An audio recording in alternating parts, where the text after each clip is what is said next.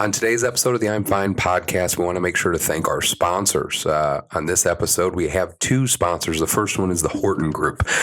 People are at the center of everything they do at the Horton Group, and they have been since 1971, which means that they get it. You're not just searching for an insurance broker. You're looking for a partner, one who actually does care and promises to always have your back versus just putting some policy in place. The Horton Group has you covered. Whether it's business insurance, personal insurance, life insurance, or employee benefits, they have you covered. The Horton Group, leading clients to a higher level of performance. Please check them out at www.thehortongroup.com. Smart Local 265 is a sheet metal union based out of Carroll Stream, Illinois. Its membership consists of roughly 1,869 members, with over 150 contractors providing work to over 9 local counties. Local 265 specializes in all things HVAC. From commercial to residential to industrial to architectural, Smart Local 265 does it all. With their 4-year apprenticeship program, Smart Local 265 trains some of the industry's most skilled HVAC mechanics, in addition to doing volunteer work in their communities and donating to local charities throughout the year. For more information on locating a qualified contractor or how to become a member of the Smart Local 265 team, please visit smart265.org. Welcome to the I'm Fine podcast. On today's episode, we're going to get into bullying. We're going to talk about the history behind it, some cases surrounding bullying, our own personal experiences with bullying, and how we have dealt with it. Welcome to the I'm Fine podcast with your freaked out, insecure, neurotic, and emotional hosts, Eric Peterson and Brad Stozick.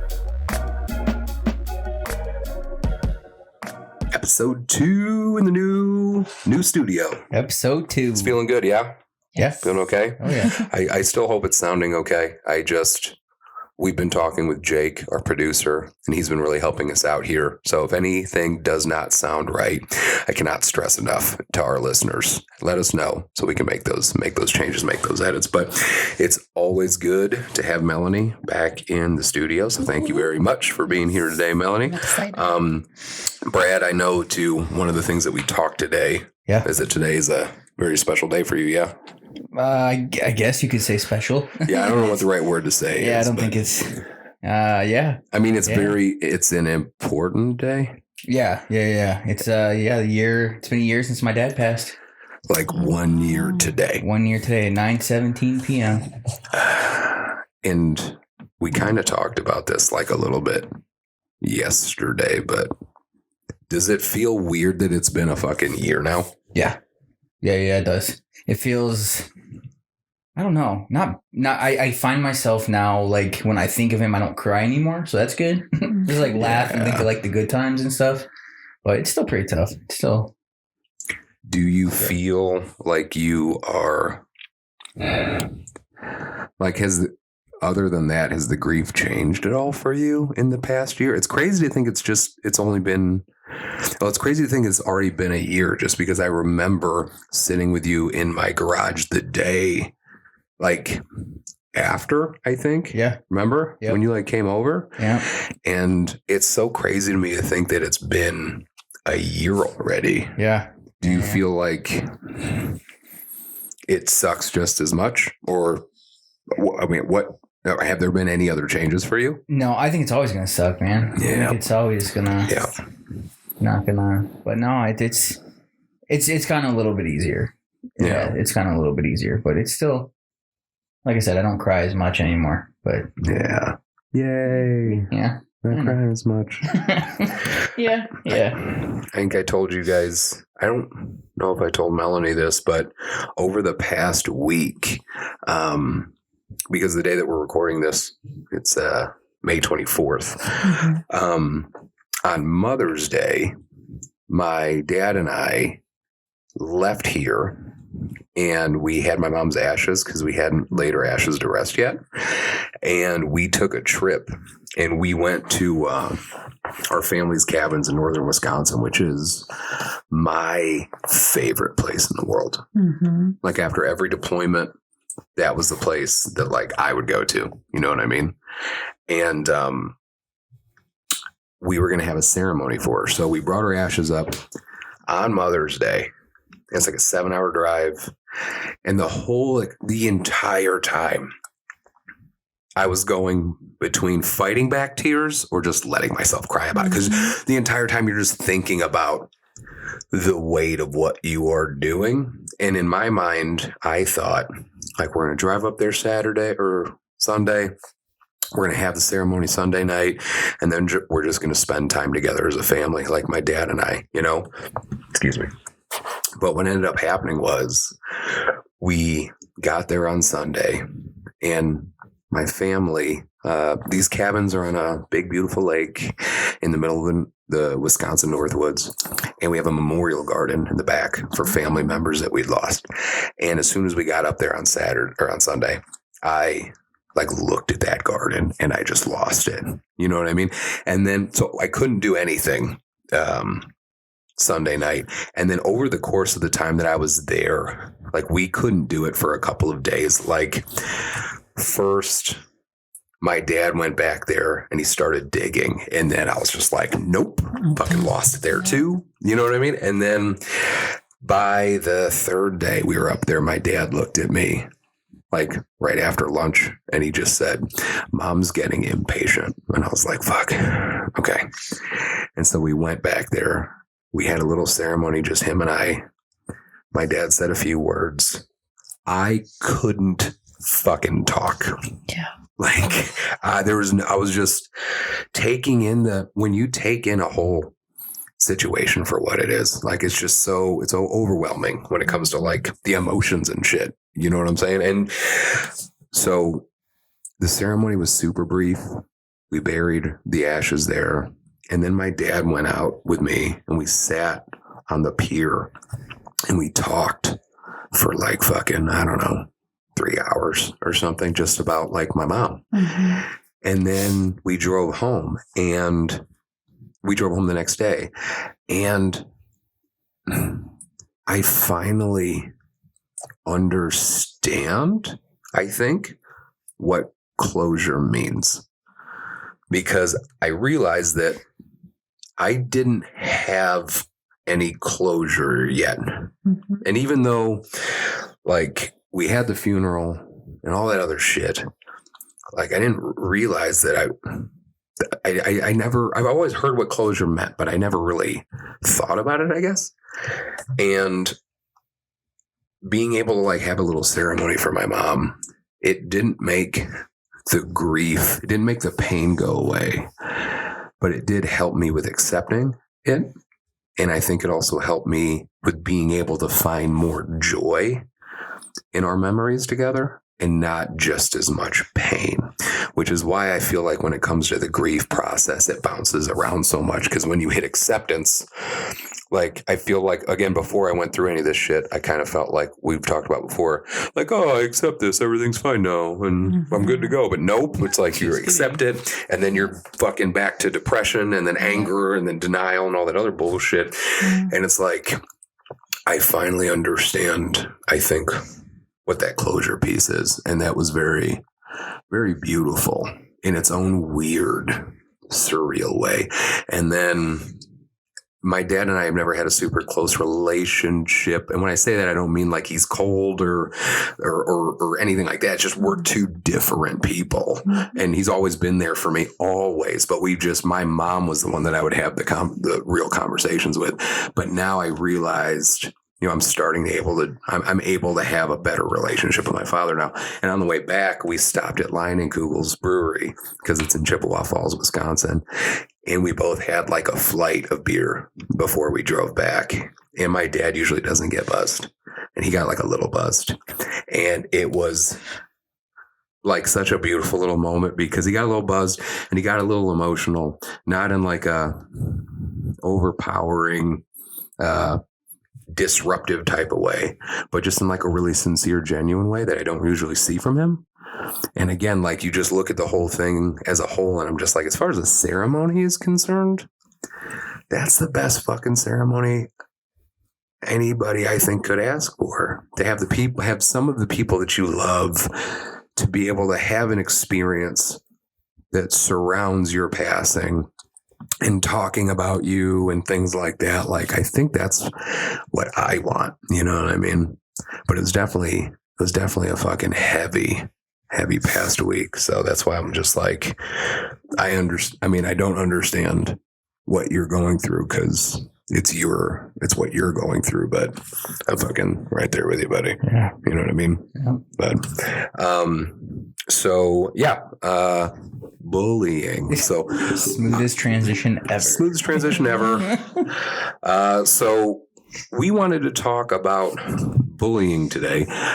Bullying is something that I think a lot of us have experience with. I know all three of us fucking here have some serious experience with bullying. So we want to get into it a little bit. But in order to do so, we always feel like it's important to kind of throw some definitions out there, right? So as far as like what the definition of bullying is, we looked that up, and according to an article from a blog called Origins of Bullying on scientificamerican.com, it says that bullying is a behavior that is often difficult to measure, but it's something that we all think we know when we see it.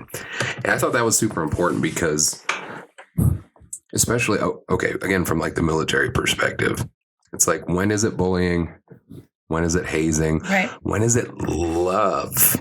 Yeah. Because you think about some guys, I was talking with one of our board members, Nick, and he's a veteran, and he mentioned this to me yesterday on the phone about another person in our organization who's not a veteran, and just said that we give this person shit because we love them, and that's how we show our love. And like, if we weren't giving you shit, then it would mean that there was a problem. You know what I'm saying? Which I kind of think also exists within the veteran community. But anyway, so back to that article. While many of us have experienced bullying firsthand, and many have witnessed it at some point, to study any trait or characteristic, you have to define what it is. And bullying is no exception. So according to some psychological sources, bullying is a specific type of aggression in which, 1, the behavior is intended to harm or disturb; 2, the behavior occurs repeatedly over time; and 3, there is an imbalance of power, with a more powerful person or group attacking a less powerful one. When it comes to the history of bullying, to try to figure out kind of where some of this stuff comes from, we found over at a blog on blogspot.com, Bullying 190. It's called The History of Bullying. It says the term bullying has changed drastically over time. In the 18th and 19th centuries, bullying was mainly viewed as physical or verbal harassment, commonly linked with death, strong isolation, or extortion in school children. Any type of aggressive behavior was simply seen as mischief and a normal part of childhood. And in fact, according to this article, bullying was thought of as an innocent misadventure or misbehavior among schoolboys. We kind of talked about this before in that episode about toxic masculinity. Yeah. Where like just shitty behavior was just like, just boys being boys, you know what I mean? And shit like that. But this type of bullying was clearly observed at a place called King's Boarding School in the UK when a 12-year-old boy was killed from bullying behaviors by his older classmates. The schoolboys involved were not held accountable for his death, but because the school viewed the behavior as a normal misadventure among the teens, it's fair to say the situation would be viewed much different today. The term bullying was not publicly recognized until a well-known newspaper made a publication about this behavior in 1862, almost 72 years after publications in another daily newspaper, The Times, wrote their first story on bullying when they reported a soldier that allegedly died due to bullying. The Times were the first to voice the critical issues of bullying and the major consequences that could follow.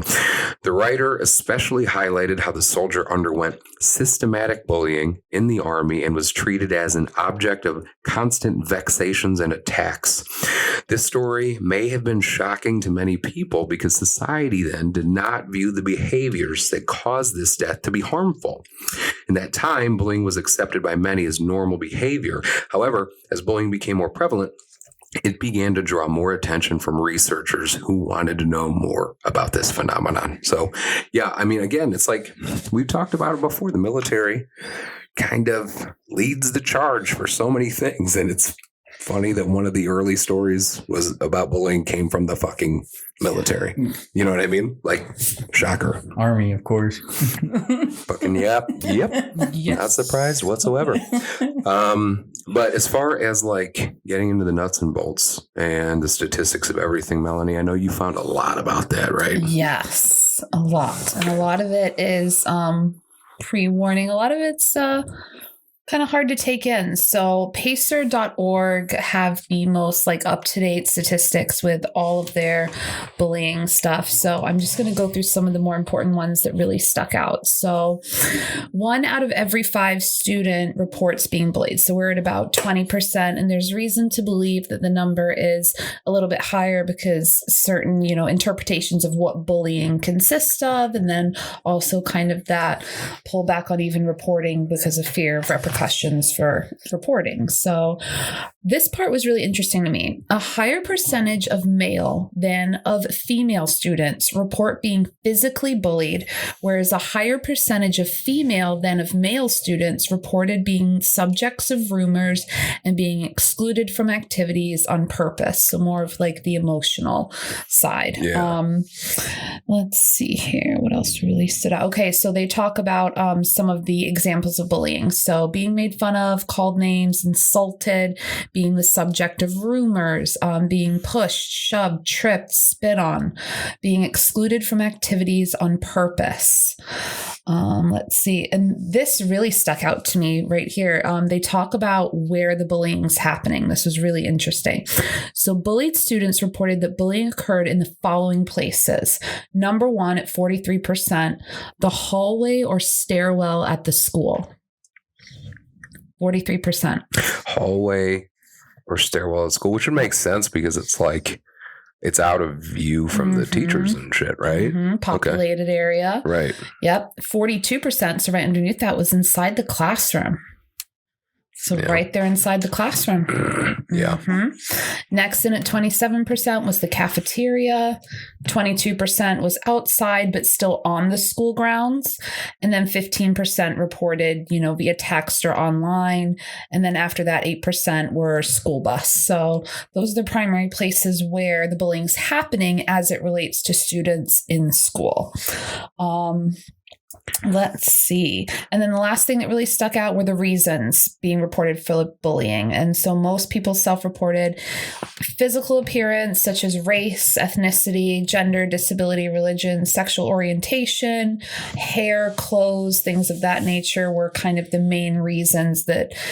And it's important to make this distinction. These are the main reasons that the bullying victims perceived that they were being bullied. Whether or not that was the motivation of the bullies, we kind of need more research on that end, but the victims are reporting that this is why they feel like they're being bullied. So, yeah. So, I mean, where did bullying happen the most when you were a kid in school, do you think? Like that you saw? I'd say it happened, kind of in the classroom and on the playground from what I remember, because we didn't have like social media phones back then, so that wasn't really an option. But I really remember it happening like passive aggressively in the classroom and then more directly out on the playground. Yeah, like I feel like it happened especially at the places where like there weren't a lot of obviously there wasn't much adult supervision. Like I remember as a kid, I got the shit beaten out of me at a school bus stop because we would, I was waiting at the bus stop in my neighborhood and for whatever reason, I don't remember, but some kid just like picked a fight with me usually. And I'd talked about this before, but I was always picked on because I was almost always the only Asian person everywhere I fucking went. And it was an issue for me because, and I'd mentioned this like to Brad when we were talking about this episode before, because you don't really think about, I don't really think about this stuff that much. I haven't until we started this podcast and I started going to therapy and all that other kind of stuff. But one thing that I realized was it's like, if you, and this is my opinion, but like if you look like everybody else, usually you have to do something to start getting bullied. But for me, I didn't have to do anything. Like I was just there. And because I didn't look like everybody else, immediately I was a target. And that was part of what started my social anxiety, was because by just fucking being there, it was a target. So like the bus stop, I remember getting beaten up at the bus stop, school bus, like you said, that one made up. I remember multiple times on a school bus. I remember, and again, it's funny how you remember some of these memories like it was like yesterday, but I'll never forget one of the times I was coming off of my school bus and I just made this gigantic, I must have been like third grade. And we made these giant ladybugs for our parents I think it was like for Mother's Day. So I think I made this giant ladybug for my mom or something. Right. And this kid tripped me. This kid was my bully forever. And I'll talk more about it later, but this kid was always a bully to me. He tripped me and made me fall off the bus. And I fell on the ladybug like a fucking cartoon and crushed it. And I was like, excuse me. And like I cried and ran inside. But the difference is that when I got off that bus and I got home, I was safe. Like the house was always my safe place, right? And as long as you had like a decent environment at home, and I understand there's a lot of people that don't, but like as long as you have a decent environment at home, when you were a kid, if you're my age, if you're in your 30s, or like late 20s or older, like that was your safe fucking place. And like now at least I know that I don't got to deal with this shit until tomorrow. Like I'm just going to hang out. I'm going to go to my room. I'm going to read some books, some comic books. I'm going to play video games. I'm going to do whatever, hang out with my family. But now you don't get to fucking get away from it. Nope. 24/7. Yeah, like it's always fucking there. And I just don't know. I don't know how they deal with that. But anyway, any other statistics that you found that you wanted to bring up before Brad talks about some of the types? Okay.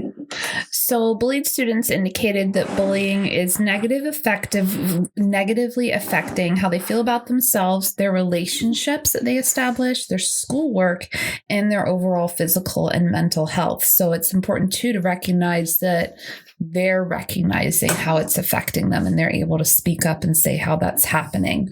The cyberbullying statistics are what really stuck out to me. So 9 years old is the average age of cyberbullying being introduced into a kid's life. Nine. Holy shit. Yep. That's like what, third grade, second grade? That's my son. My son is going to be 9 this year. Okay. Yeah. Second. Wow, 9. That's terrible. 9 years old. Yep.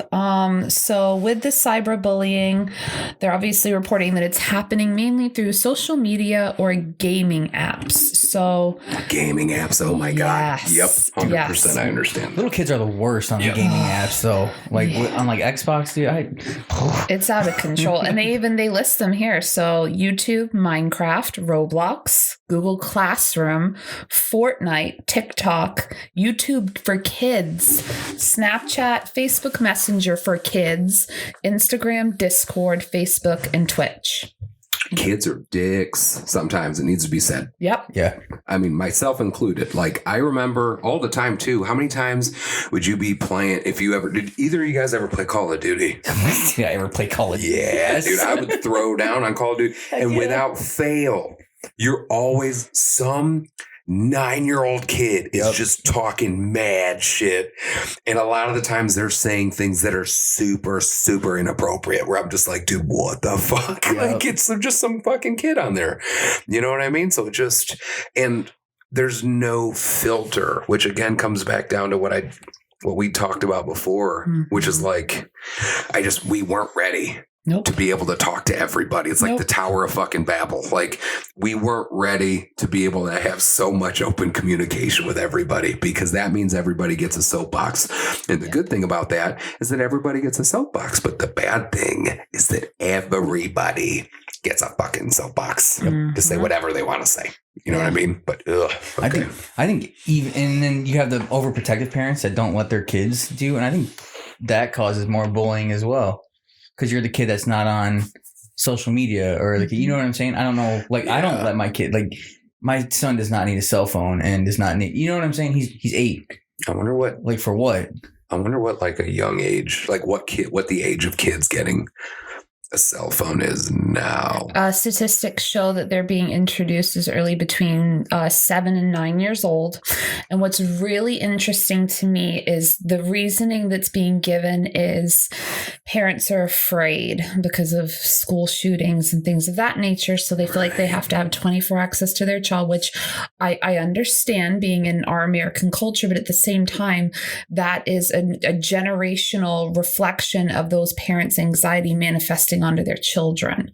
And so it's really a difficult space to be in. Like, Yeah, it doesn't seem like there's a right answer. Right. You know what I mean? Because you could argue either side, I think. Mm-hmm. But it's like, because, I mean, I had a cell phone when I was like 16 because I had a job. And my parents were like, hey, we need to know what's going on. So you got a cell phone. Like that made sense to me. But yeah, now the way things are, I get why you would want your kid to have a way to contact you, like after practice, if you're not there or whatever the case may be. But then you open Pandora's box because now you have access to fucking everything else, which is what's so scary about that to me. And that kids are starting to get introduced to bullies when they're 9 years old. Yeah. 9.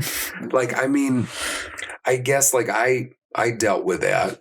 So, I mean, I get it, but my daughter's about to turn 6. So and she's even mentioned to me already about bullies, you know what I mean? And in kindergarten, and I know that exists everywhere. And she hasn't come up to me crying because of some bully. She would just like mention that there was like some bully that she dealt with or something like that at school. But it's very, very sad to me that that's the case. They need to bring dumb phones back. Like the time before you had the internet in your pocket at all times. And you can't get any, I just say dumb phone because like smartphones. Like a razor? Yeah, like a razor, and like where you had to pay like 99 cents for to download a ringtone or something. Like, but you couldn't get on the internet on those phones. I bought, remember ring back tones where somebody could call you and listen to music? Listen to the jam. I had a ring back tone and it was some fucking classical music. I don't remember what. No. Okay, no. A friend of mine, his name is Zach. I bought a ringback tone for him, and the way that it worked with like ringback tones is eventually, like, I don't know if they lost the license for the music or whatever, but it defaulted to then being classical music. Yeah. And he is not a classical music type of dude. And for like 4 years, he couldn't figure out how the fuck to get it off his phone. And every time he would call him, it'd play like some fucking symphony, and he'd be so pissed off about it. But anyway, sorry. Probably something I would bully him about. Anyway. So as far as all the different types of bullying, Brad, I know you found some stuff on that. What did you find? Yeah, so for the National Center Against Bullying, there's your typical physical bullying, your verbal bullying, social bullying. That one was I didn't know what that was. So for social bullying, that's like lying or spreading rumors. It's negative facial or physical gestures behind someone's back. Playing jokes to embarrass and humiliate people, mimicking people unkindly, and encouraging others to socially exclude someone, and damaging someone's social reputation. So I didn't know that social bullying was a thing. I thought that was just associated with all the other types of bullying. So like high school. Yeah, pretty much. Yeah. Okay. And then there's cyberbullying. And the last one, which we're all adults here, so we've been kind of out of the bullying game for a while. But the last one is actually related to marriages, and it's called emotional bullying. Mm-hmm. And that's pretty much exactly what it sounds like. According to marriage.com. I'm sorry. Yeah, it's in marriages where your spouse bullies you to, I guess, try to manipulate you into. Well, I'm sure during COVID too, like that shit got a lot worse. as far as like bullying in marriages and things like that. You know what I mean? But anyway, what is that? What did you find for that? Yeah. So the article I found, it was just 15 signs that your wife is an emotional bully, but I thought that was kind of it should just be your spouse, because I think anyone can do this to people. For sure, yeah. But some of the signs that you're married to an emotional bully is there's constant criticism. You be belittled and shamed. They blame you for everything. False apologies, isolation, gaslighting you, creating doubt. There's no alone time, so these emotional bully feels like they need you by their side all the time. They expect constant attention, stonewalling. There's lack of emotional response. They threaten you. They manipulate you. They look for fights, and they're very passive aggressive. I feel like I know which ones I'm guilty of. I read this, and I don't mean for this to sound super pessimistic, but I feel like most people in a relationship, when you get past that honeymoon phase, could identify themselves doing one or more of these things. Like, I don't know about you guys. Like, for me, for sure, passive aggressive. Yep. Do that. Lack of emotion. Definitely do that. Stonewalling at times. I've done that.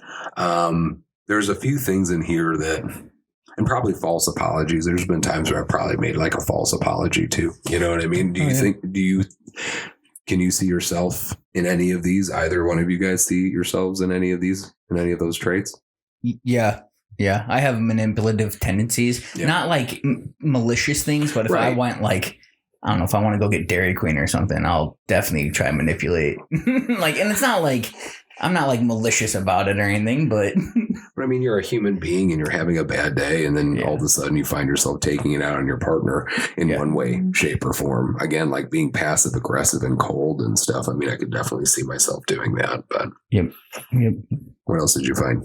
I also found other types of bullying that go along with marriage is financial bullying and divorce bullying, which divorce is already just nasty to begin with. Why bully someone on top of that?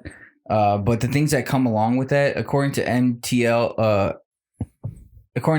Law Office, the sole purpose of divorce bullying is to scare and to intimidate you so that you will give up on, or you'll give in to your partner's demands.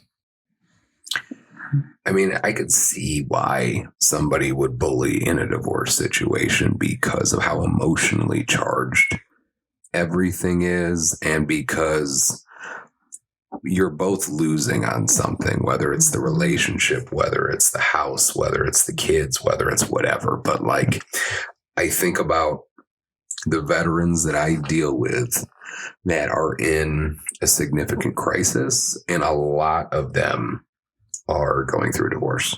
Yeah. You know what I mean? So it's definitely a really rough, I think, emotional type of situation. It doesn't, I'm not condoning that shit at all, but I'm just saying, like, it's not hard to figure out where that shit came from when you're in a divorce. You know what I mean? Why one person would start to bully the other, I think. But anyway, what else did you find, Brad? I did find ways to that go along with, so basically to cope with being a victim of divorce bullying. Yeah. So the best slcattorneys.com says that what to do if you are a victim of divorce bullying. For the most paramount thing is to ensure your safety. Yeah. I mean, obviously that's a big one. Keep records and record conversations. Don't be mashed into making. I mean, rushed. Oh yeah, rushed. Yep. Don't be rushed into making ill decisions. Yeah. So just don't Yeah. rush into fucking doing something just because you're getting bullied into it. Yeah. Like, just take your time. I think ensuring your safety, holy shit, like that's really important. Especially in something as emotionally charged as a divorce, I think. And then again, keeping records and recording conversations as long as you obviously have the consent to do so. Yep. And you have text messages. So, I mean, those don't go away. Yep. But I've had friends of mine who I've helped. Like, I brought one of my friends to, I brought multiple friends to like Harbor House. I've seen some of my friends get bullied by their spouses and shit. And it's just, it's not something that I experienced because luckily for me growing up, I had two parents who cared about each other. They weren't really affectionate, but they weren't bullies at all. That it was their style. But I didn't really see a lot of that. And so it's just very, it's always difficult to see somebody getting bullied like that. You know what I mean? But what other, did you find anything else or anything else you wanted to touch on as far as all that stuff is concerned? No. That was pretty much the types of it. When you were talking about the different signs that somebody could be an emotional bully, and you talked about gaslighting, and that was something that I'm still not entirely sure I understand. I don't think I do either. Okay. Can you explain that? Let's ask the professional. Yeah. Okay. So gaslighting is when you're in a conflict with somebody, and then as you start to like narrate back through the experience, that person is narrating back through something that didn't happen, causing you to believe that maybe you're losing it because you just had an experience and that is not what they are saying back to you. So gaslighting is the act of trying to forcefully, emotionally manipulate someone by kind of flipping reality upside down. It makes me really question like testimonies and stuff. If it's that easy. And I can see how you could easily make somebody feel like that something didn't happen or whatever. Because if you're dealing with a situation where emotions are super high, I don't think you're working really hard to focus on what's happening as a whole right now. You know what I mean? And so that definitely, I don't know. Yeah, I could see how that could be easy to do. Now, as far as some different cases where bullying has resulted in suicide. I know, Melanie, you found some that you wanted to talk about. One of the things that I wanted to mention before is like one thing that I always used to hear. I say used to, I mean like a few years ago when social media really started ramping up, was I would hear the older generations say like, these kids just need to get over it. Like we all got bullied and shit. And I'm like, yo, that was a different fucking thing. Very different time. That is not what the fuck kids have to deal with right now. Because again, what we talked about earlier about being safe somewhere, like we had safe spaces. And again, the term safe space is something that came up more recently. And I feel like older generations are like, what the fuck is a safe space? Safe space is blah, blah, blah. But it's like, no, man, we had those. I had a safe space. It was my fucking room. It was my house. It was my neighborhood. Like those were the areas where I felt safe. And luckily because of where I was at. And kids today, because of social media, do not have a fucking safe space.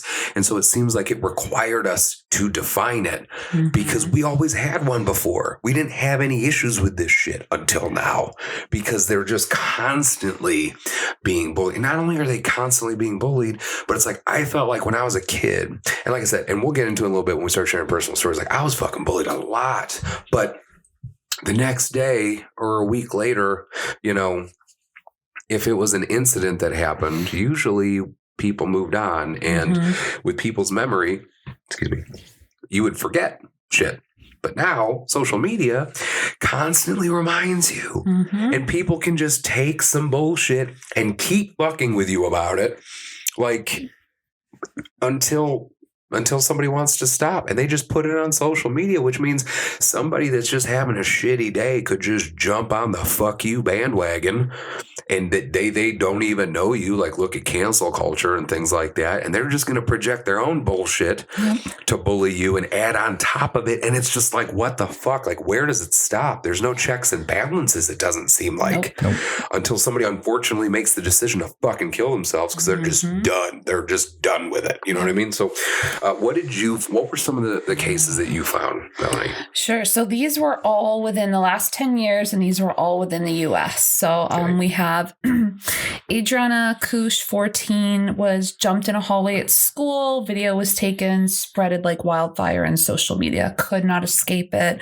So yeah, 14 years old, ultimately committed suicide, took her own life.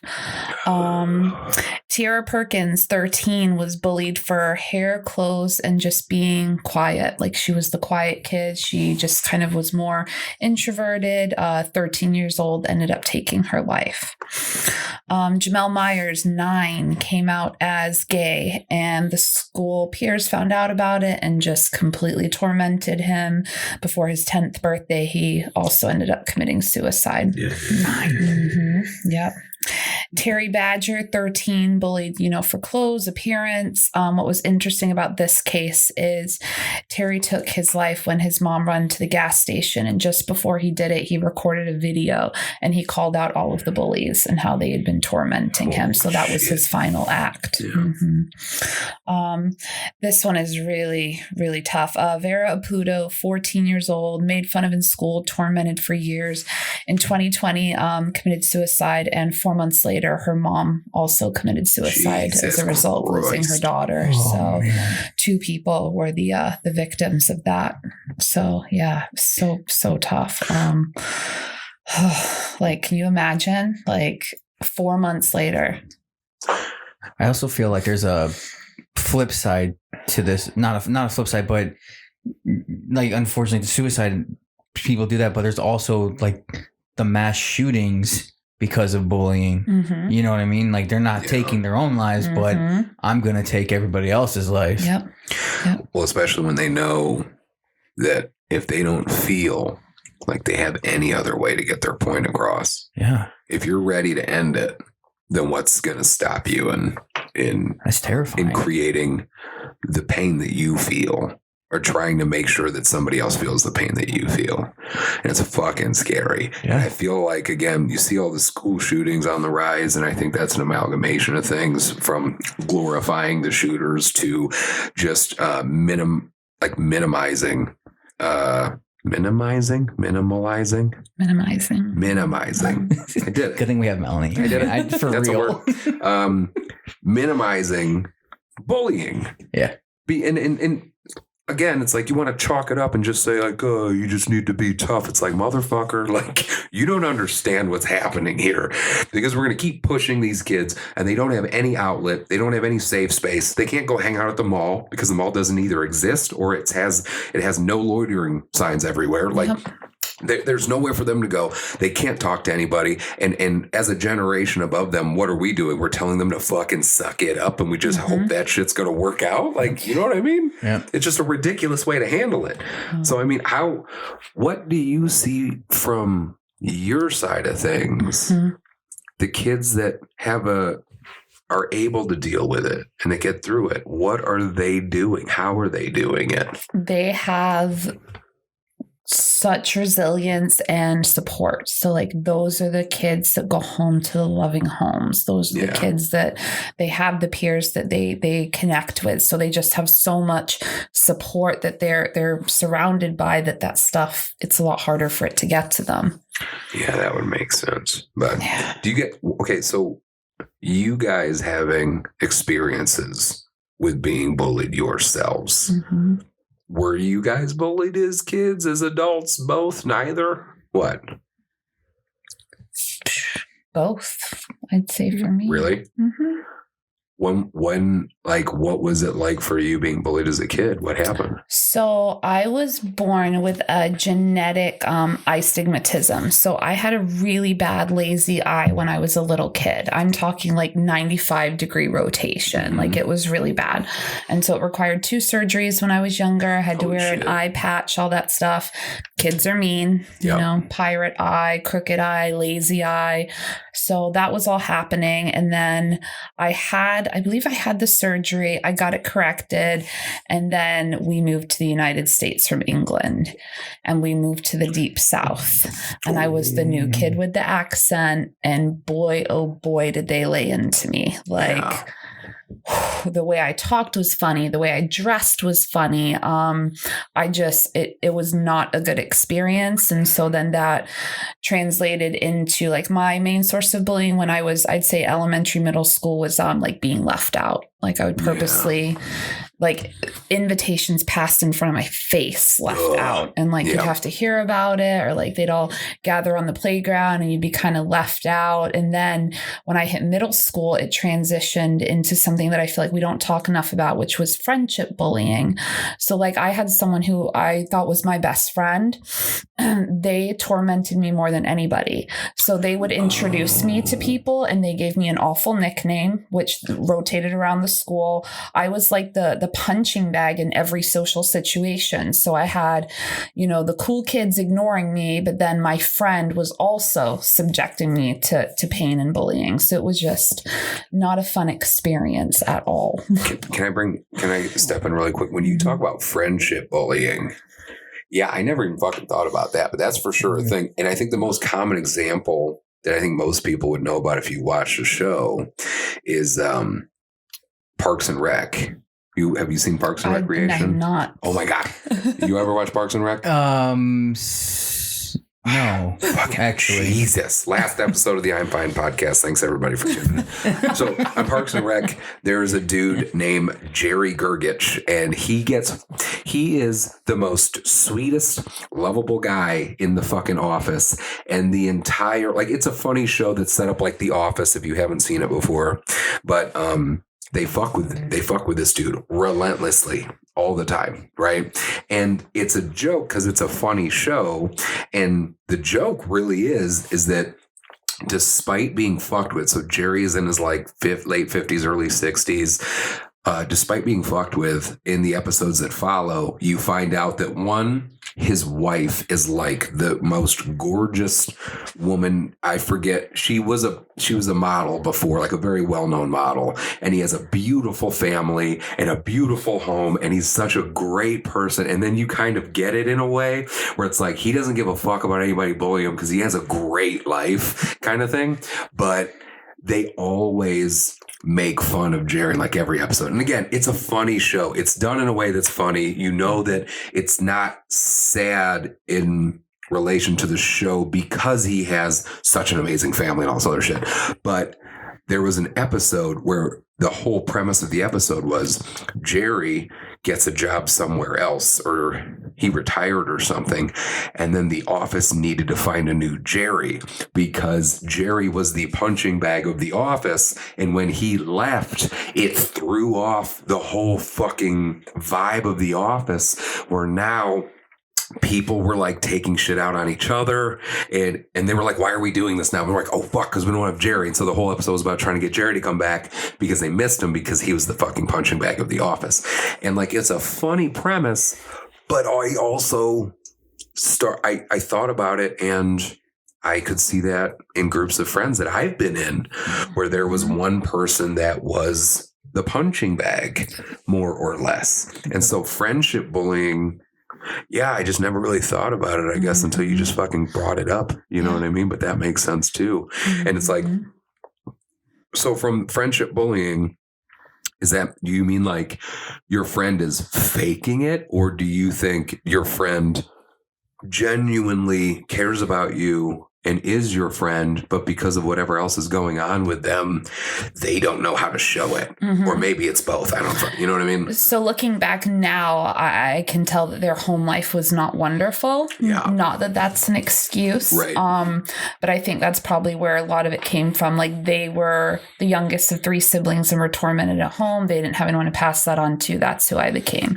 And so that created severe anxiety even today in creating friendships. Like, there's always that underlying fear of, is this person going to turn on me because something goes wrong in their life and I will become the scapegoat? Yes. So that it'll stick with you for life. I get it, especially because I'm turning on you because you've never fucking seen Parks and Recreation. So I can't laugh. I haven't seen either. Never? Not even an episode? Whatever, man. I'm sorry. I mean, I don't Maybe see you much. guys can bully me now. I don't because see you much of guys anything have. these Yeah. days. We need to have like a little button or something anytime you get to make one of those fucking jokes. I know, because they're so great. I know it. Dad jokes and blind jokes. What about you? Let's see. Yeah, I got my biggest thing I got made fun of for. I was always pudgy. I was the chubby kid, man. Yeah. I'll never forget. It was like 5th or 6th grade and we were eating lunch, and for some reason somebody saw like the tag on my pants and it was like 13 Husky. And they're like, 13 Which is a shitty name for a size, by the way. Yeah. Like, Right? They're Husky. Like, 13 Right. Husky, what is that? Yeah. And like, but yeah, I was always the pudgy kid, or I never really fit in much. I mean, I did, but Yeah. I didn't. I don't know. I feel like a lot of kids don't feel like they fit in. Yeah. And then depending on how much you lean into that affects how much you get bullied Yeah. a little bit. You know what I mean? But because I think you and I had different experiences in that I was bullied all the time, nonstop, from the second I went to school. And then when I joined the military, it changed in a good way for me because there was every type of person in my platoon. Like I say every type of person, but there's every like race of person in my platoon. In boot camp, AIT, in my unit when we deployed. And the bullying changed because I didn't get bullied for looking different, because there was so many other different people. I got bullied. You got bullied in the military if you fucked something up or whatever. Yeah. From what I saw, like in my little world, you know what I mean? So the military was actually nice for me in that respect because I was so used to being bullied 24/7 that I felt like joining the military was actually my first breath of fresh air. But based on your facial expression, I'm going to assume that wasn't the case for you. That was not the case for me. Yeah. Oh, I went in at 18, fresh out of high school, and I'll never forget. I was in a unit where I was the only female. And so there's already underlying fear. You're 18, 19 years old. You're new, fresh to the world. You're the only female. And you can always tell an underlying tension of that's not a good thing. Like, before I even had my first bad experience, I knew that being the only female there was not good. And so I'll never forget one of my first punishments. And to my recollection, I hadn't messed up. Like, I hadn't done anything wrong. I was just being targeted. And so this was we're gonna feel old here, BDUs. So I had to I got my BDU field jacket. Yes. That's okay. So I had to unbutton my BDU jacket and then was put out in the like a common area and was made to do jumping jacks. So I was sprayed down with a water hose in front of my male comrades. So, And you were the only one that was being subjected to that. because I didn't look like anyone else. Right. Yep, I was the only female that was there. So not as good of an experience, unfortunately. I think a lot of that ties into just military culture when you are a female that picks a job that is male dominated. So Yeah. that was just kind of a big factor in that way, but it just made it so much harder. Like, how am I supposed to bond with the people that are standing watching this and believe that they're the same people that in any situation are going to have my back? Why would I believe that? Because you're not having my back right now. You're watching what's happening to me and you're laughing. Like, it was not a fun experience at all. How did you deal with that? Did you get to deal with it? I mean, what you were just like, okay, well, on to the fucking. What are you gonna do? Be a blue falcon and make it get worse? Like, you just have to kind of swallow it. And it was something I worked through years later in therapy. But yeah, at the time, there feels like there's no out. Like, who are you gonna go to? And when we're talking about suicide in the veteran population and all this other stuff, again, it's just like other older generations and things don't want to talk about this. They don't. They just want to say, suck it up and blah, blah, blah, blah, blah. But it's like, listen, we have to deal with all the fallout from all of the shit that came from us not being able to talk about something. Like, so much of this, I feel like, comes from us just not being able to fucking talk about something because we're worried about getting in trouble. You know, this is my fucking career. I'm going to get stationed somewhere else. They're going to look at me like I'm a fucking blue falcon. Then they're going to fuck with me every day, every mission, whatever. They're not going to be looking out for me. And it's like, if you have to live with that just because you can't fucking talk about something, then if you're one of those people, it's like, you just need to suck it up and get over it. You are part of the problem if you're doing that, because shit's not going anywhere. Like, we can see that people are killing themselves. Veterans are killing themselves every fucking day. Oh, yeah. And so it's like, you don't want to talk about it now? Do you want to wait until it's 40 veterans a day? Mm-hmm. Or do we want to just maybe start opening up and saying, hey, some people didn't have the best fucking experience. Mm-hmm. So let's talk about what that is and how we can fucking work through it. You know what I mean? But I'm sorry that you had to fucking go through that, because it was not my experience, but it sucks that it was yours. Yeah. You know what I mean? But, and you were you a bully too a little bit, you said. I guess bullying / hazing type. That stupid ass game where you put like a 3 fingers up in a circle and you put it below your waist, and if you look at it, you get hit. Mm-hmm. Yep. I had bruises on my arms, like all the way, and the sergeant saw it. And he's like, "What's that from?" And I couldn't not tell him. You know, I couldn't be like, "Oh, I tripped on the stairs." Like, And the other Marines got in trouble for hitting me, and I was like, and they got mad at me. Like, I told them, I was like, "No, you guys just left a freaking bruise that's my entire arm. Like, I don't know what you want me to do." Right. But yeah, that was I got that, and they used to make a running joke where I guess I look like Robin Williams, and if I was on the grill. That's awesome. I fucking love Robin Williams. If I was on the grill in the morning, they would put a sign on the door of the chow hall like, "Oh, come see your grill master, Robin Williams," and like things like that. So I was like, all right, that's cool, I guess. Yeah, I mean, out of all the things you could be called, like fuck stick and stuff, I'd rather be called Robin Williams. Yeah. You know what I mean? Did you know that on a lot of his movie sets, by the way, that he would make it a part of the contract? And I'm not reading this from anything. This is just something I've read multiple times. So maybe it's not even true, but I think it is. I could see it being true. That he mandated for the movie sets to hire homeless people. Really? Yep. I don't know if you guys knew that. Yeah. It's fucking Robin Williams was the best, man. He was one of the fucking best. But anyway, so if somebody was saying that I was Robin Williams, I'd be like, fuck yeah, thank you for that. You know what I mean? Yeah. But yeah, I think that, because again, ever since, for me, I am Filipino, and few people have ever guessed that I was Filipino. I was born and raised in Kankakee, which was a pretty diverse area, but it was mostly Black, Hispanic, and some white.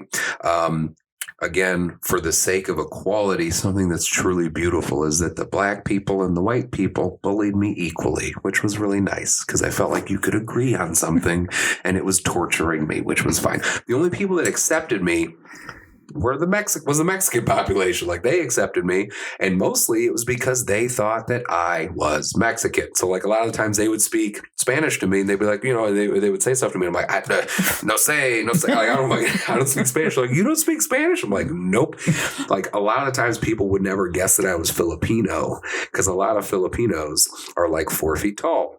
And while I'm not really tall, like, I'm a I'm pretty big for a Filipino, and some people have guessed that I was like Samoan, and I would be a very tiny Samoan because they're like 9 feet tall.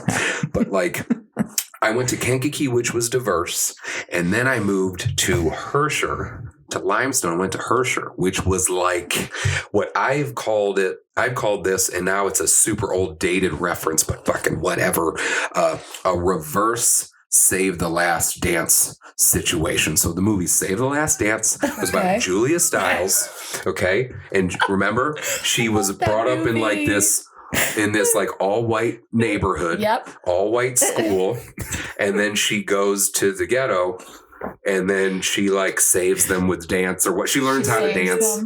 She learns how to dance, and then equality, right? So I was a reverse Save the Last Dance because I started going to Kankakee Elementary, not elementary. I went to Thomas Edison, and it was super diverse. And then I went to like the all white place, and I didn't know how to dance. So, I mean, I felt like it was a very good reverse Save the Last Dance because I got to Herscher High School, and there was announcements that said, please do not wear your spurs in the hallway. And they were having drive your tractor to school day. And I was like, where am I? Where the fuck am I? Because I was just going to Kankakee. It's nothing against those things, but you just got to understand, especially for a kid, it's a fucking culture shock. Yeah. Because I was going from a school where it was so culturally diverse to a school that's out in the farming community that may not be culturally diverse, because that's just how it is in the farming community, to no fault of anybody else's. But for the kid that's just experiencing it, it was fucking weird. And then I got bullied all the time there. And that's why I had one kid who bullied me relentlessly throughout my life until I got to high school. And we went to different high schools. But this kid, he always bullied me. Always. And it was always because of my skin color and my race. And he'd always bully me, and he'd bully my mom. He would always make fun of my mom. And that was what would piss me off, because I always like was protective over my mom. Like there was another time where I was actually in a Detroit airport. We were flying to the Philippines when I was older. And I say older, but I was like 8 or 9. And I remember it was the first time that somebody ever said to my mom, go back to your country. And it was somebody at the airport, because my mom was asking for directions and she had a very thick accent. And somebody said something along the lines of like, you need to just go back to your country or some shit. And I got fucking pissed as a kid. Like I was mad. But so this kid, he would always make fun of my mom, always make fun of me. He was the kid who tripped me, maybe crushed the ladybug, and he did all sorts of other shit. And being bullied, and again, everybody has different experiences with being bullied. And I think it's very important to think about what bullying did for you, good, bad, or indifferent. For me, I got a lot of good out of it, which sounds weird. And I say that because what bullying taught me was 2 things. It taught me that I needed to be able to physically defend myself. And so I started working out. And it taught me that I needed to be able to emotionally, psychologically, whatever you'd call it, be able to defend myself, which helped me with my sense of humor. And again, this is a different situation because I wasn't dealing with social media. I wasn't dealing with this shit all the time. But I never forget the times that I got this kid to stop bullying me. There were several times. I remember one time we were on the bus, and he would not stop giving me shit. And he was making fun of me, my mom, all that other shit. And I just kind of snapped. And do you remember? I don't think they have them anymore, but buses used to have the metal railing that went around every window. Like it was metal. Mm-hmm. I grabbed him and I bounced his head off of the railing. And that was it. I just did it once. And then I sat back down, and he started crying, and it was done. And he didn't fuck with me for, I don't know, months maybe. And then there was another time where he was messing with me at somebody's house, and I actually picked him up and threw him into a tree. And he stopped messing with me for like, again, a few months. But one time he messed with me again on a school bus, and I used my sense of humor to show him, one, that it didn't bother me, but I was able to turn it around on him. And the kids weren't expecting that. And they found what I said funny. And to see him get emotionally beaten in that moment, he didn't mess with me for a long time after that. Now, here's the other point, though. I know he didn't have the greatest home life. Mm-hmm. And I know that now as an adult. Yeah. And a kid, you're just trying to fucking fend for yourself here. Yep. But like then as an adult, you're like, God, like you start to feel for the bully a bit too, unless, you know, I'm sure there's certain situations where you're like, okay, there's just something, this is different. But most of the time, like you said, like, fuck, these bullies had a bad home life. They had something else and they were just acting out. But again, for me, it kind of taught me the importance of just being able to physically defend myself, not in an aggressive way, but just be able to protect myself, and the importance of having a sense of humor and how you can diffuse a situation at times with that sense of humor, how you can take the emotions of a situation and then you can kind of curtail it a little bit and control it a little bit with a sense of humor. Yeah. And that's what bullying taught me. But like, again, even though I didn't realize until recently that, you know, where my social anxiety and everything came from, I think for the most part, bullying did help me in some positive ways. For you guys, was it strictly negative? Do you guys think you got any positive out of it? Like, what do you guys think as adults? I think it helped my sense of humor. Like for you as well. Yeah. I find a joke in everything, and I just like if I get bullied or someone makes fun of me, I just agree with it. Just go with it. Have you ever seen anybody like if you've been bullied and you just like, yeah, that's true. I do suck at that or whatever, and they're just like, what? Because they know they can't fuck with you. Yeah. It's like a shark that's trying to, you know, smell. It's trying to smell that blood in the water. Them, so, yeah. So I to this day, I continue. If anyone says anything negative about me, I'll make a joke about it, or I'll lean into it and be like, yeah, you're right. Like it's. But how else do you take the wind from a bully's sails that's trying to fuck with you? It's like, oh yeah, you're blind, and you're like, yep, sure am. Like, oh, okay. Actually, can you point me to the direction of the bathroom? Right. But it's just like, yeah. I mean, I think that's probably when it comes to dealing with bullies, depending on the situation. Yeah. That's one of the ways that you can diffuse it would seem to be by just like not letting it affect you, which I understand is way fucking easier said than done. And it depends on a lot of other, you know, a lot of other things. But in certain situations, it seems like you can kind of lean into it. And then it also translates to other scenarios. Not that certain things in life are funny, but I use laughter and comedy as a coping mechanism for a lot of things. Oh, yeah. So because I was able to I can find a joke probably in everything, in every situation.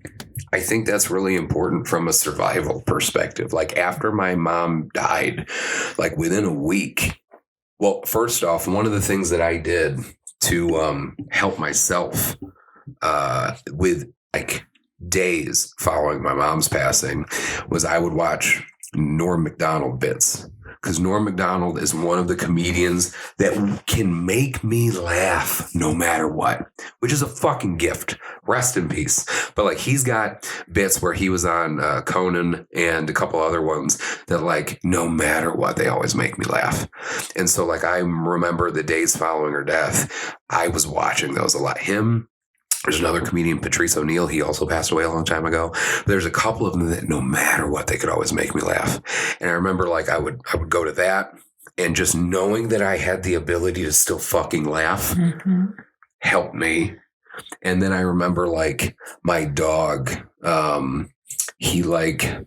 we had to get some teeth pulled and we didn't know what was wrong with him at first. He was like coughing and acting weird. And I was just like, within a week of my mom passing, my dog was going to die. And I was just like, I made a joke of it to myself. Like it's its own country music song sort of thing. And again, being able to do that, I'm not taking away from the fucking fact that it sucks, but it's like, I'm letting myself know that I can still laugh. And if I can still laugh, then I know that it's still possible for me to be okay through this. Yeah. You know what I mean? And I feel like that's healthy, maybe. Yeah. Okay. All right, good. Question? I'm healthy? Question mark? Yeah. As long as the humor isn't self-deprecating, then I think it's okay to use that as a way to survive and cope through tough stuff. When you say as long as it's not self-deprecating, like what do you mean? So as long as the humor isn't like my mom and dog are going to pass in the same week because I suck. Oh, yeah. So as long as that second part is not there, and I think there can be a certain benefit to humor. They do. It's. I went to one, and it was the most surreal thing I've ever seen. It was called laughter therapy for like trauma, and you just laugh, and like the facilitator just encourages laughing. Next thing you know, everyone's like laughing, and like then people start crying, and it's like it was surreal. Like, I've watched a video or two about that kind of stuff. Yeah. And it's crazy to watch because you're just watching people like laugh. Yep. And I mean, we talked about this before. I feel like when you're emotional, you just need an emotion that's high. And it can almost unlock some of the other emotions, right? You know what I'm saying? Like it. So yeah, I'm dealing with all this bullshit. And if I make myself laugh, I can then tap into these other high emotions. Cause I've always felt from like a public speaking perspective, I've noticed if I'm giving a speech of some kind, if I have like something sentimental to say, and then I go into a joke, I feel like the joke gets more of a response following something sentimental than if it just came on its own. You know what I mean? I feel like you tap into something when you do stuff like that. You know what I mean? Other than that, how else do you think, Melanie, that somebody could deal with a bully? So it's really tough, especially because of the day and age that we're in now. Like there has to be, we can't put it all on the people being bullied. We can't say this is all you. You've got to build the resilience. You've got to figure out how to deal with it. There's got to be some accountability on the other end for the people doing the bullying. And so, I mean, statistically, they do show, let's see, they were talking about this earlier for prevention. Okay, so 20% of schools that do go ahead and have some kind of like bullying based prevention program decreased by up to 25% over the course of 3 years. So that to me tells me that works, and we probably need to see a little bit more of it coming forward. A lot of schools now have bullying contracts. I don't know if either of you guys are familiar with that with your kids. Nope. It might not be until maybe middle school, but yeah, a lot of them now, the student handbooks will have a section that's a bullying contract. And it'll be like, you know, if bullying happens, you get, this is the first warning, this is the second, here's what happens the third time. And so times are changing because we definitely did not have bullying contracts when I was younger. Sorry, I still don't understand. Can you explain a bullying contract? Yeah. I still don't get it. Yep. So it'll say like bullying is something that we do not accept at this school. If we find out that it's been reported that you are bullying, then the first step would be like detention. The second would be suspension. The third would be expulsion. Parents sign it, acknowledging that they read it and understand that there is a bullying contract in place of the school, and the student signs it. So they're acknowledging, saying, I understand that this is how the school defines bullying, and I won't engage in it. That way the school's read it, the parents have read it, and the students have read it. And it's just like a contract between all three of you that we're going to be accountable. I mean, what else do you do other than trying to educate parents on like the things to look for because when it comes to something like this, is it the teacher's job? It doesn't seem like it's the teacher's job as much as it would be the parent's job. Like the teachers have enough on their plate. So it's like, how do you do that where you hold people accountable, like, and hold yourself accountable as a parent? I mean, we started up a mentor program, at Manteno High School. This isn't with FAT. This is with the Manteno Chamber of Commerce. And with this mentorship program, we got together and we talked with some of the high school kids there. They were sophomores. And like, yeah, they were talking about bullies, and because it's everywhere. But if you don't have a positive role model in your life, if you don't have that safe place to come home to, even though it's not a safe place, but you don't have that feeling when you go home, like, okay, I am loved here. I am accepted here. This is a place for me. If you don't have that, what are you supposed to do? You find, so I would imagine school counselor Like somebody at your school or something like that? It's interesting because I think it was just yesterday, the day before, the U.S. Surgeon General came forward because I don't know if you saw one of the states outlawed like TikTok or something. Like it specifically is illegal in like Oregon or something now. Whoa, and no. so, yeah, the Surgeon General came forward and said these social media apps are killing our teens. Like the suicide, the mental health stuff is directly affected. We have the studies. Here's the proof. It's a nationwide issue. Like we've got to do something. But in that instant and in that example, do you feel like the social media itself is the tool? And while you can ban TikTok, it's like cutting the head off a fucking Hydra or whatever. It's right. like, okay, we banned TikTok, and then 5 more social media things are going to fucking come up. Yep. It's like, yes, that's putting a Band-Aid on this, I suppose, but like, what do we do to get to the fucking meat of what's going on to really stop the bleed? Because right now we're just kind of trying to throw some stuff. And I get, because we open Pandora's box. Mm-hmm. Yep. We're at the point now where we're not going to ban social media. You can ban a fucking app. And then there's going to be another one. TikTok wasn't a thing a few years ago. Yep. Now it is. And then eventually it's going to be something else. It's always going to be something else. Yep. And it's just like the war on terrorism or anything else. We're always going to be trying to respond to the thing. We can't catch it before it happens, sort of fucking thing. And the only way it seems like you can sort of catch it before it happens is if we really start talking to the parents, to the people that are at home, whoever's at home, the people, the caretakers, the ones that are looking out for these kids, shit like that. I don't know. I feel like that doesn't nowadays. If I feel like the parents are all on it too, you know what I mean? Like they're all on. Oh yeah, I mean TikTok, Instagram, they're on everything. Yeah. Well, it's crazy. There's been a weird thing where like, and I'm gonna be very careful of my choice of words here, but like, if you get your kids into sports or any activity, you find that in certain activities, the parents are the bullies. Yes. That the parents form these cliques and things, and they are the ones that kind of make other parents feel bad. Yeah. And I've seen that, and my friends have seen that and everything like that. And that's not isolated to just one sport or one thing, but it's like you see adults do that and you're like, you're a fucking adult. Like, what are you doing? You understand these kids are watching us, right? Like we got to kind of, these kids are going to emulate what they see us doing. And if I'm sitting there talking shit about somebody, some other parent or somebody else's kid or whatever, my kid hears that. Well, again, what is your inner voice? I feel like your inner voice is an amalgamation of the supporting people you had in your life growing up. And your inner voice is made up of those voices together.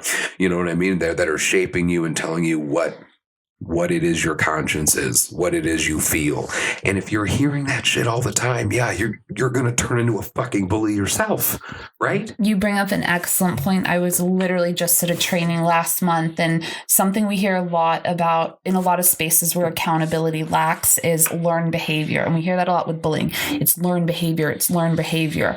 Well, we got to flip it and look at it as learned behavior is taught behavior. All behavior that is learned is taught. So if it's learned behavior, who's teaching it to the kids? Right. And when you're looking at like a lot of shows and movies, it'll show almost glorify bullies, right? Because who is the bully?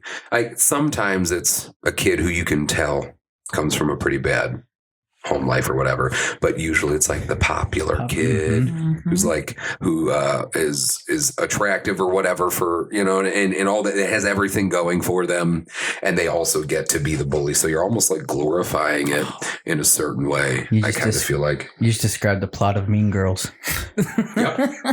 Yep. Well, dude, my wife had to deal with that shit all the time. Like my wife had to deal with a lot of that stuff too, like a lot of bullies, and she got bullied because of her last name, because her last name it sounded like an animal, and so she got bullied for that. And like at the time the girls were relentless, and the notes they would put in her locker and all this other kind of shit. And I just feel like, and again too, I'd be interested, you mentioned this earlier in your statistics, like when it comes to male bullies female bullies. I feel like a lot of the time male bullies were more physical and that the female bullies were more psychological. You know what I mean? Like the male bullies would be the ones to throw you up against the locker and punch you and do whatever else or give you a swirly. When I was a kid, debooking was really big. I remember this now. When I was in high school, there was another bully because, again, I went to a predominantly white high school. I have a very good experience with my high school. I'm glad that I went to that school. It was a great school. I'm just talking about a couple of the bullies there. One of the bullies called me a terrorist. I'm like, bro, you gotta fucking try harder than that, man. Like, he would call me a terrorist, and he would seek me out in the hallway to debook me, and he would just wait, and he would like I was on some National Geographic fucking episode. He would like peer around, and every day his goal in life was to find me and slam my books to the ground. You know what I mean? And he would call me a terrorist, and then I really just felt bad for him because I was like, man, you are stupid. Like, life is going to be long and hard for you, my friend. But yeah. It's a bunch of Filipinos that are, causing all sorts of terror and being physical therapists and nurses and things.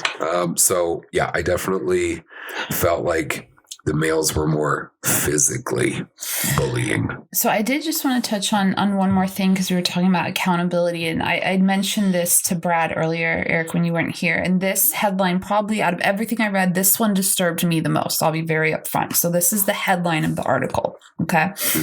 8-year-old commits suicide after years of bullying, and now his parents are suing the school. So excuse my French, but how the fuck do you have years of bullying at 8 years old? Yeah. That's a problem. He's only in school. What's a second grader, right? You're only in school for like 3 years at that point. How?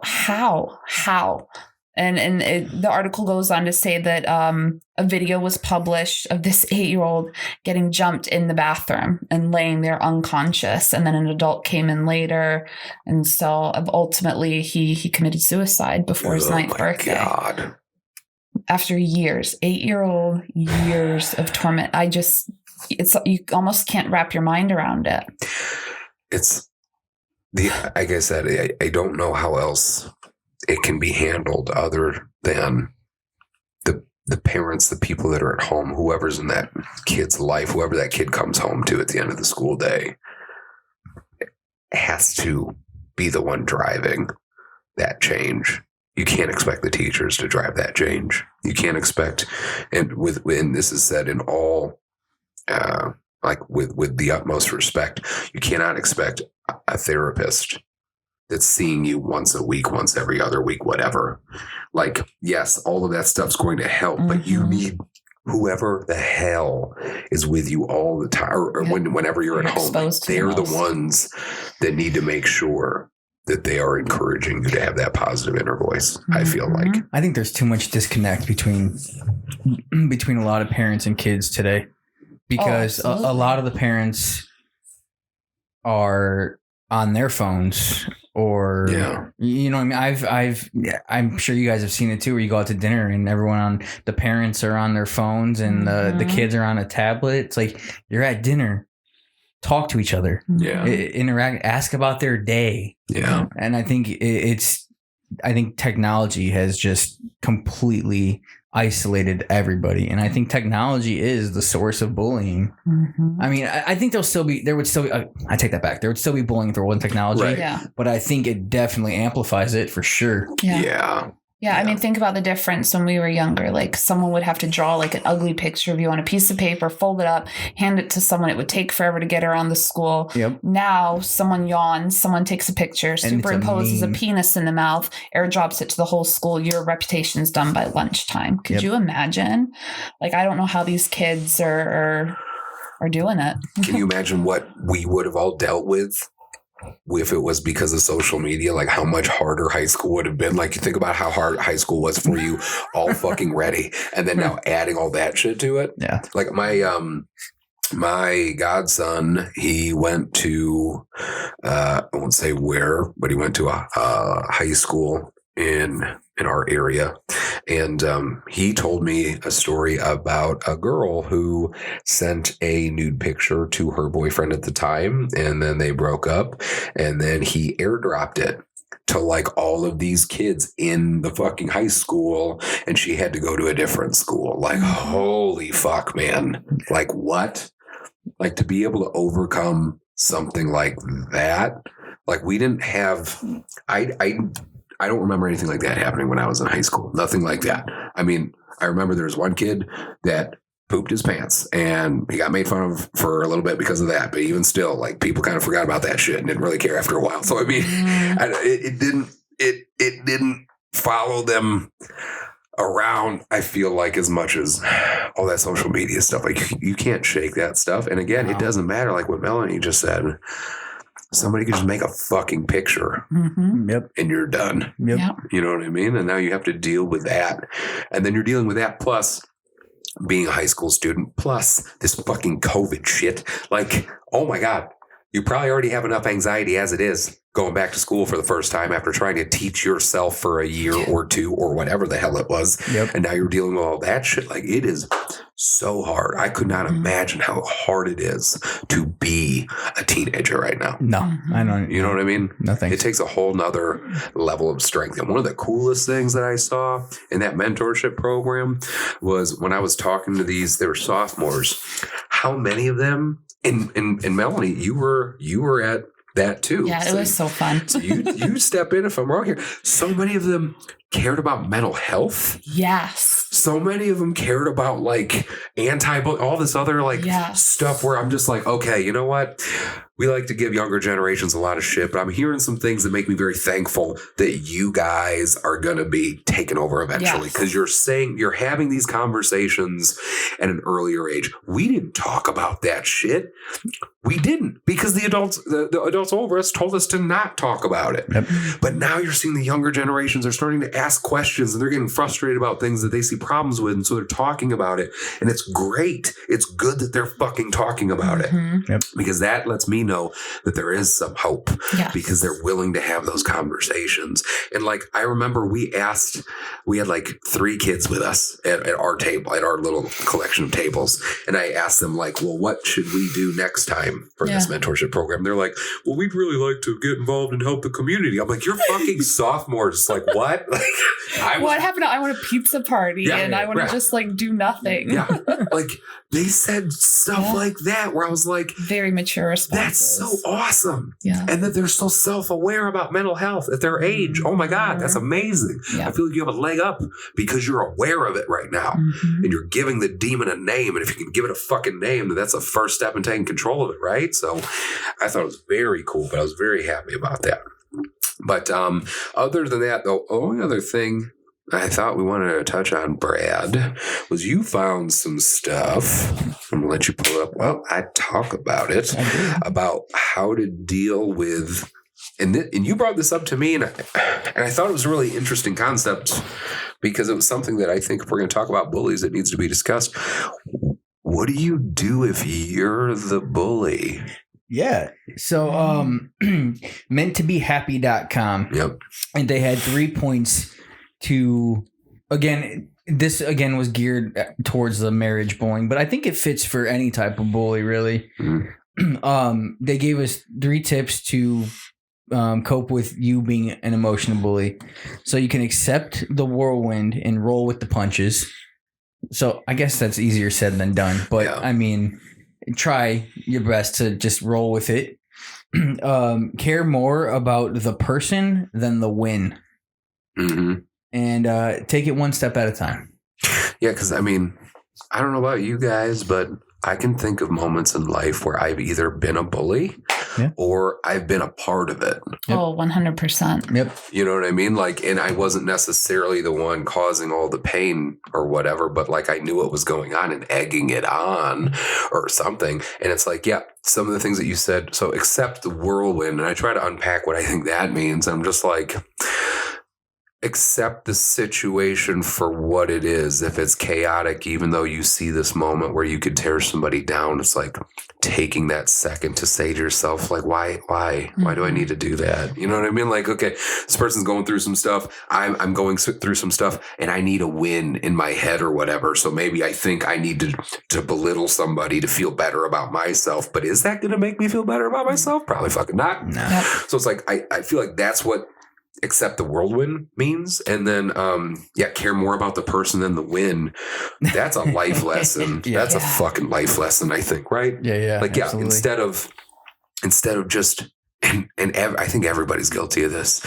You want to win because it's a validating thing and it makes you feel better about who you are. But in the process, you're hurting somebody else. So at what point are you causing more damage than good? And then, just kind of slowing it down. I mean, other than that, Melanie, do you have any other opinions on what somebody could do if it was possible that they were the bully? Because I feel like also you have to realize that you're the bully, right? Yeah, That's it takes the first a lot step. of accountability. I know every time I've been in a position of hurting someone, it's because I've been in the throes of hurt myself. And I thought that like projecting it and saying whatever was going to make me feel better, which in the moment can, but several hours later just pulls you even lower. Like there was never, that's not a hill to die on. No. And so it's interesting because I work with a lot of teenagers and I see bullies and I see victims of bullying, and they're just really in this tough space right now again, and it all circles back to the social media. You can teach a kid resilience skills to go out there into the world with, but you can't stop the trauma from continuing to happen. And we also need to hold I call them the not my baby population accountable. So those are the parents who just cannot fathom that it's their kid. So when you come to, you're like, hey, your kid's showing some early signs, let's intervene, let's help. You get stonewalled. Not my kid's not a bully. My kid would never do that. And that's a whole nother element. Like, we need parents to be open to the fact that we're living in different times. And yes, it could be your kid, and step in and help. And we'll nip this in the butt now versus a year from now where it's worse because you lived in denial. And so I think anytime anything reaches a level where the Surgeon General's talking about it, we've got an issue. Bullying's really spiraled in the last couple of years. We know why. We know the platforms, but we're kind of stuck on what to do. So it really is. I'd say this is probably one of the top social issues facing this country right now is bullying. And everyone feels like they've got these great ideas, but it's about blending them together. And it's really tough to do that again, because who's accountable? Is it the parents? Is it the school? And when you see these cases now of parents are suing the schools and winning, that to me tells me the school does hold some accountability. And that's, how do you navigate that? So this is a sticky, messy, complex, layered social issue. And there's so much that needs to be taken apart and worked on if we're going to move towards effective change. I feel like for anything to be accomplished, it would require everybody to just kind of shut the fuck up for a second and open up and just understand that it might be a little uncomfortable. Like, we all have to stop and open up and just kind of have a real conversation about what the hell this is. Because I've used this analogy before, but it's like, the current is going this way, and we can sit here and be mad about it, and we can say whatever the fuck we want about it. And we can throw stones and hope that stone is going to help change the fucking current. But until we get together and build a dam or do something as a whole that would take all of us to do, the current's going to keep fucking going that way. So are we just going to sit here and just be mad about it and then just watch it continue to take these fucking lives away from us? Or are we going to actually just have a real conversation and say, what could I do better? Like, what can I do to affect some change in this situation? Because for me, I've done that because of the impact that bullying had on me. And because of that, I wanted to do Days with Dads, the event that we do with kids and getting kids out to do fun stuff with just a bunch of dads, and the mentorship program and stuff. Because I'm like, that stuff, other than trying to be the best father I can to my kids, other than that, I feel like that's all I can do to affect change. But like, you have to accept the fact that your kid could be doing something wrong. And again, I don't feel like that's it's it's not supposed to be a personal attack against you as a feel that parent. way. I'm sure it can fucking feel that way because it's your kid. Yep. But it's just like you also have to understand that your kid has so many influences. Mm-hmm. And okay, at some point, because you got wrapped up with work, life, whatever, not condoning it, but it's what happens. Before you know it, your kid is bullying somebody else. And it's like, okay, hey, this is what's going on. Mm-hmm. I have to do something about it. Yeah. I have to be open to it. But if I just sit there and say to myself, it's not happening, you know what I mean? Like pulling the blanket over my head and because I can't see you, you can't see me thing. Like Mm-hmm. I just feel like that's just a fucking problem. You know what I mean? Sorry, I did. What? Well, I had to put a blanket on my head for that. That's why we need that button. That's why we need that. I think I have one of the buttons on this thing is like the like I want to probably load that one on there for some of the dad jokes. But I just feel like with the nature of the podcast, there needs to be some kind of comic relief, and I think it's going to be blind jokes. I feel like I can't say yes because then that put me on a list somewhere. Like I think comic relief is blind jokes. It's joking about blind people. Like, but when you make the joke, it's fine. There's been multiple times at Lima Charlie, our veteran peer support group, where like you had some really excellent fucking blind jokes. It's situational. Yes. It's situational. Which makes it so much better to me, in my opinion.